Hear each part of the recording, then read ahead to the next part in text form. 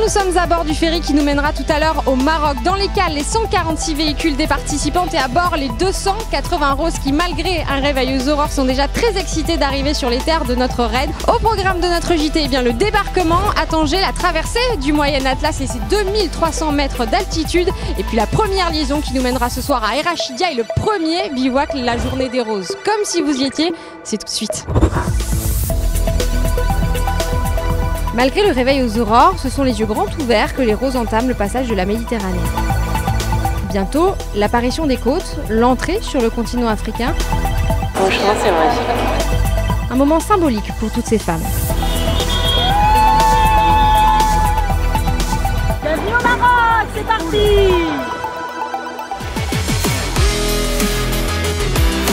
Quand on est arrivé au Maroc, là, vraiment, on a ressenti les émotions qu'on venait chercher. Là, on s'est dit, c'est vrai, là, ça y est, le roadbook qui commence. C'est chouette, chouette, chouette. Juste d'avoir réussi à amasser tous les sous qui étaient nécessaires, c'est déjà une belle victoire. Un an de préparation quand même hein, pour arriver jusque-là. Donc c'est que du bonheur. Et après, ça va être encore plus grandiose, je pense. Hein. Être rose, c'était vraiment un rêve qu'on avait envie de vivre. Et là, je peux te dire qu'aujourd'hui, d'être là, tu vois, j'ai la chair de poule. Je connais le voyage depuis toute petite en fait, donc c'est le côté aventurière aussi. Je veux vraiment vivre le moment présent puis en profiter à fond. Se découvrir dans un milieu qui est complètement différent du nôtre et voir comment on réagit. C'est des tests en fait. Et puis l'aventure entre roses, quoi. On sent qu'il va y avoir un truc, des gros frissons qui nous attendent.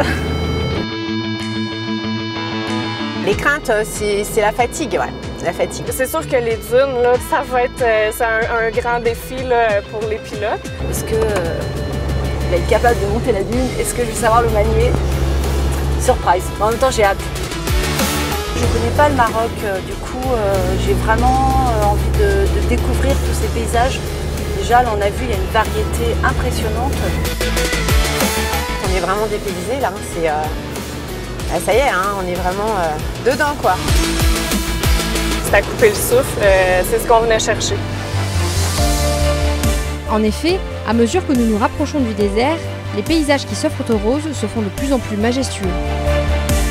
On a des vastes étendues au Québec, mais à ce point-là, avec un paysage comme ça, on est ailleurs. Et c'est le lac d'Er Rashidia qui marque la fin de ce long périple. Au loin le bivouac, les filles vont enfin pouvoir se reposer. 182, vous êtes enregistrés. Bonne soirée. C'est bon. Et nous voici arrivés à Er Rashidia, enfin le premier bivouac. Également aujourd'hui l'arrivée des Canadiennes qui concourent en SSV. Elles sont arrivées aujourd'hui via Casablanca, elles ont pris possession de leur véhicule. Nous sommes enfin au grand complet, on va pouvoir y aller. Demain, la première étape qui compte au classement, mais également la journée solidaire, une étape très importante dans le Trophée Rose des Sables. L'équipe du JT sera là. À demain, merci de nous suivre. L'étape de nuit. La seule façon de se diriger, c'est de regarder le roadbook. À demain matin sur la piste. Merci.